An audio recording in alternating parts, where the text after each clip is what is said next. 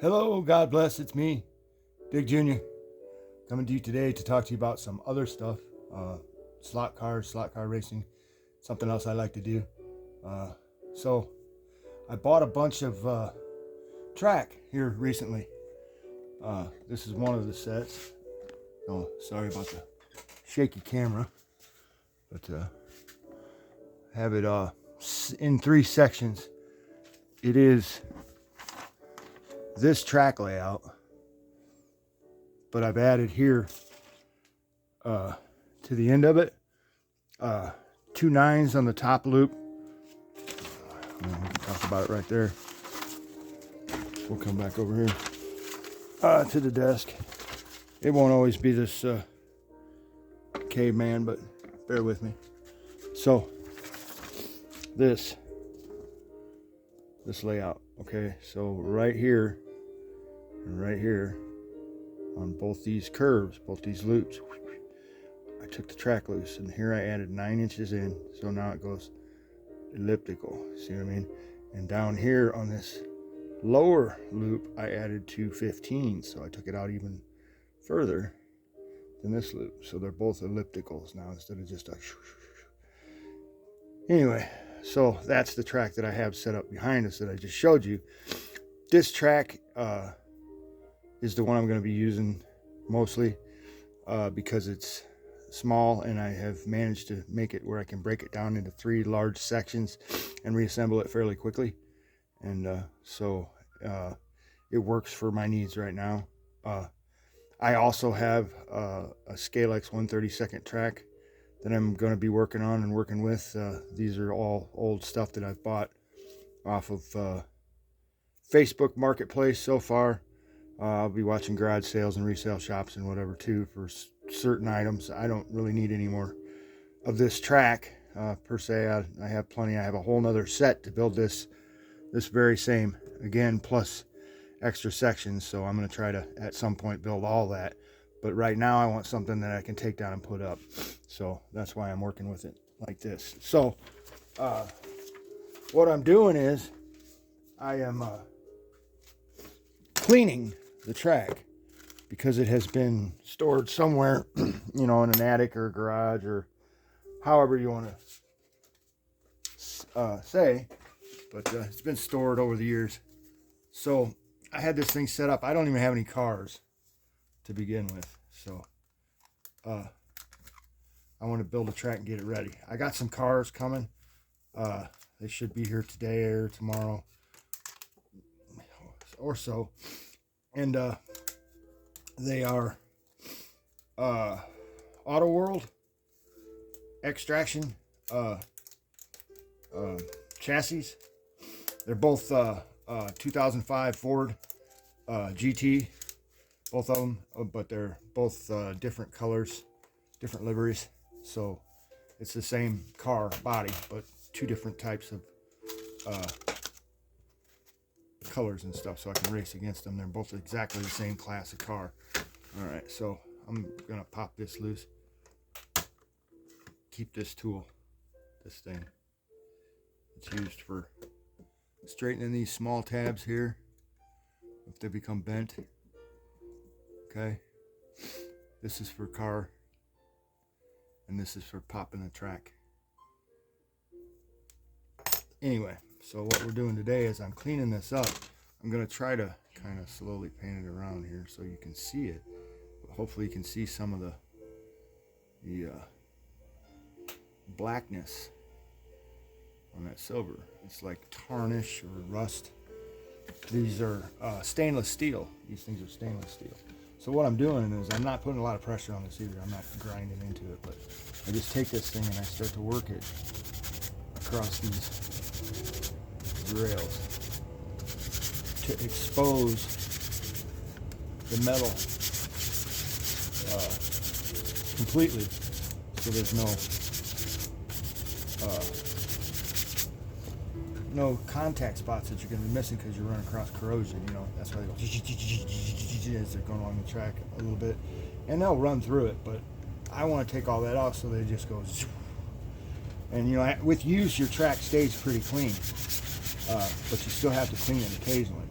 But this stuff has been stored for years, and I know I'm marring up the plastic surface, and you know, there'll be a whole list of things that people will tell me I'm doing incorrectly, but it's my track, and it cleans it up beautifully. And later on, I will wipe everything down to get all that dust and debris off of here. But this works really well. You know, I tried the erasers and stuff, and I just could not get this off here with an eraser. So I've got me this thing. I've had this for years, so it's not as abrasive as a brand new one would be, I'll tell you that. And this seems to be working fairly well with just a light pressure, but it's more about keeping it moving, and it takes off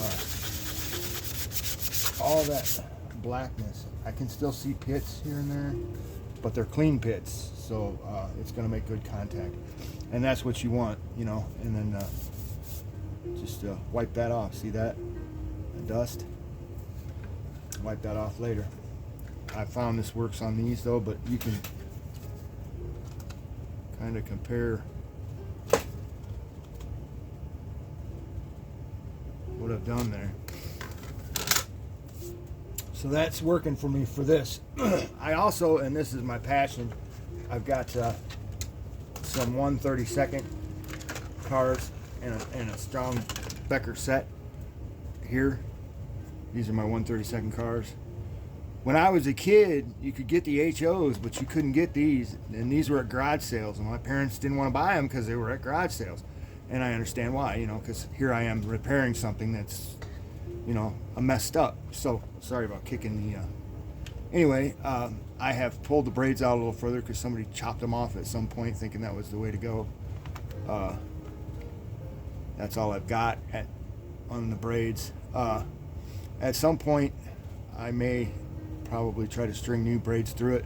I thought about buying new guide plates with braids in it, but and I found them online, but price wise I'm not sure if I can't just put new braid through it.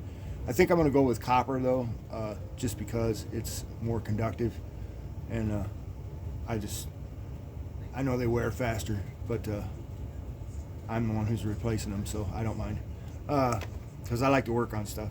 This is the power track too. I can kind of show you this, but the power track, this is my hot glue mess, but I can trim all that off. That's why I use hot glue sometimes for this type of stuff, because it can be trimmed away if you want to change something.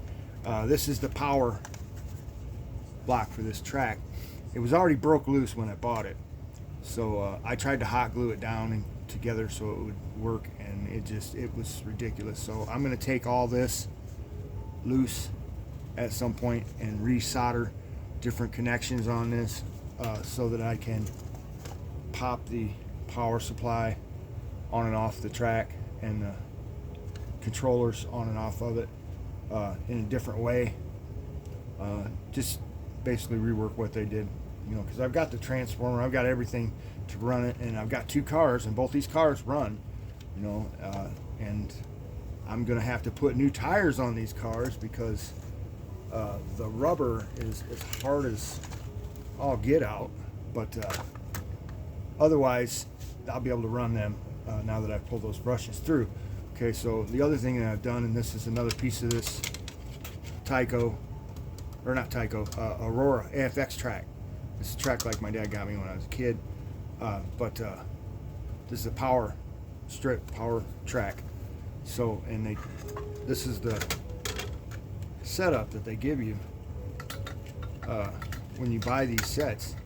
You get one of these Aurora blocks, and they plug in. See how these are slotted?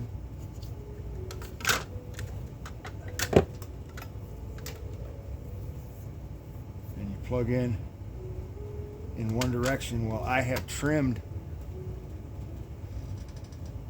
Let me find another. I've got another controller here that goes with this set. If you look at this, I've trimmed that off so that I can turn it either direction. Okay, that means the cars can run either direction on this track, and I can do this with these as well so that they're turned in the correct direction as well on the poles. But this is the one that causes the direction of the cars. So I did that so that I can run my cars one direction, and get bored, we can just spin this plug around and use it in another direction. But also, I'm going to use this cord. I'm going to put some male and female connectors on here on this cord, so that I can use this cord with other power supplies from different brands. You know, I'm going to run what I want to run. Just use the old stuff from garage sales. Do the best I can. I'm not a professional or whatever. I'm just a hobbyist, you know, who is happy to have stuff to tinker with. But I just wanted to make a quick video and let you guys know. And I mean, I know this stuff is highly abrasive. I get that. And I know that it's leaving a residue on the track. I get that. But those things aside, the amount of time and quickness that I can clean this up, because I got to pop this whole track apart. All of it needs to be cleaned. Every piece. There's not a piece in here. You know, like when we were kids, you take it out and you say, oh, this one needs clean. You clean it. The whole thing needs clean, because it hasn't been cleaned in 25 years probably, you know, or more, because this set was from 1976. So I was 8 years old when what I'm working on was made. I was 8 years old, and this is the exact set that my dad purchased for me when I wanted slot cars. They wouldn't buy me this stuff because it was in garage sales, and believe me, it needs work. I got to go scrub this whole track as well and fix this power supply, because it was all messed up when I got it, the power track, and you know, various things. I'm going to change the controllers out, I think, because they're the ones that they have with it are odd and crusty. But this is how they work. This is a Strombecker Japanese controller. You pull it back here and you can leave it full throttle. You push this button and it cuts the power. That's your brake. So it's a 2-wire system. But see, this one sticks occasionally. That's no fun. And the other one's kind of crunchy when you pull the trigger. So I'm gonna slip in these old Aurora AFX controllers, but I've got 2 sets of controllers for like that now, because I bought 2 tracks, and I have in all this track, which is about 40 feet or more track I have that I'll be able to use at some point. I have just $45 in that. 4 controllers, 2 power supplies, 40 feet of track, and I have $45 and all that. I don't have any cars with it, but I ordered cars from RC Superstore, I think it is. I'll plug them when I open the box. But they're Auto World chassis, and they're Extraction Auto World chassis. Both 4 GTs, like I was saying, or like I have said. These here are Strombecker cars. These came with the set. These are from Japan, these motors. I don't know a lot about them. I know I cleaned them up pretty well, and I haven't like completely disassembled everything and done that, but I did clean them pretty well and lubricated things. This one here was squealing when I got it. It's pretty smooth now. And this one here, they both feel the same, but for whatever reason, this one's a little slower, the rev. I haven't really run them on the track because the tires on them are just ridiculously dry and crunchy. They just spin. But I'm going to make another video about these tires. I'm going to measure these rims and everything and order some tires for these cars.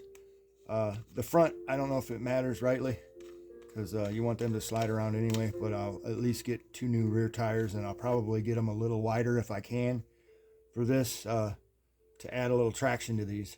So I'll make some videos about that when I do it as well. Yeah, but these are 1/32 Strombecker cars, and I've got the box and everything with that set. That's what that other track is laying on, and it's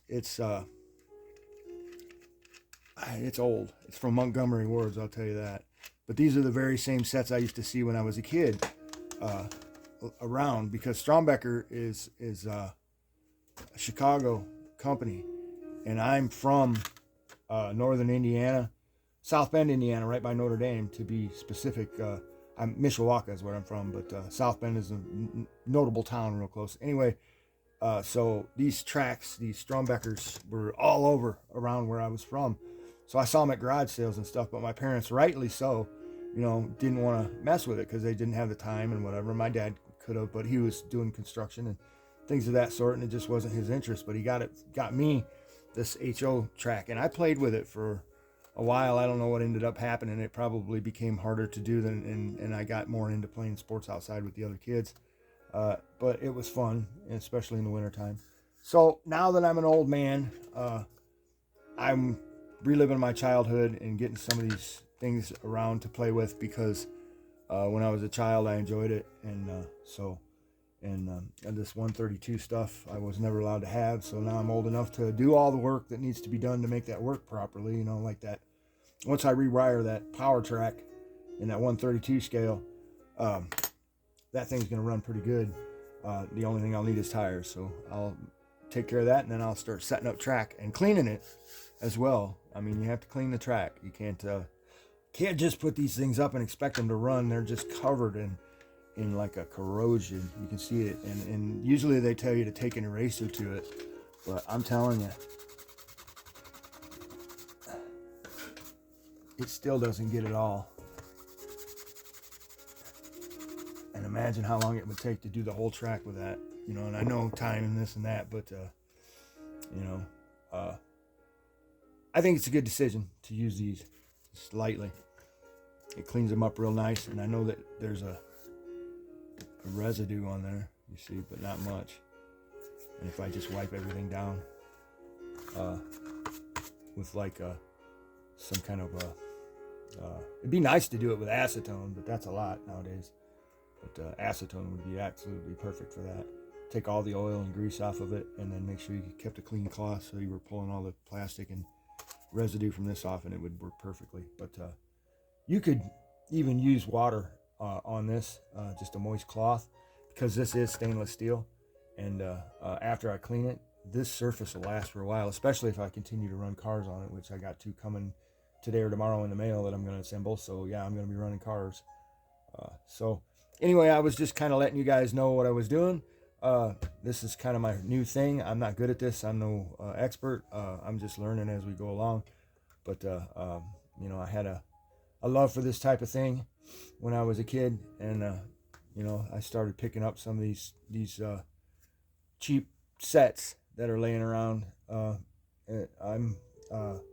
I'm disabled because I have stage 4 colon cancer, so I don't do a lot of stuff. That's why I'm not out, spending all this time and energy on other things. I spend it on slot cars and on reading Bible, and that's what I do with my time. And my wife, she works hard, and I try hard to be her trophy husband. So God bless. Thanks for watching my video, and I'll probably have to stand up to turn this off because my Bluetooth, well, let's try it. I'm going to do this. I'm going to turn it off and then turn it back on. This thing's hilarious. But it has forgotten I have Bluetooth going, so I'll give it a minute to link up real good here and talk through this and just tell you guys, God bless. Thanks for watching.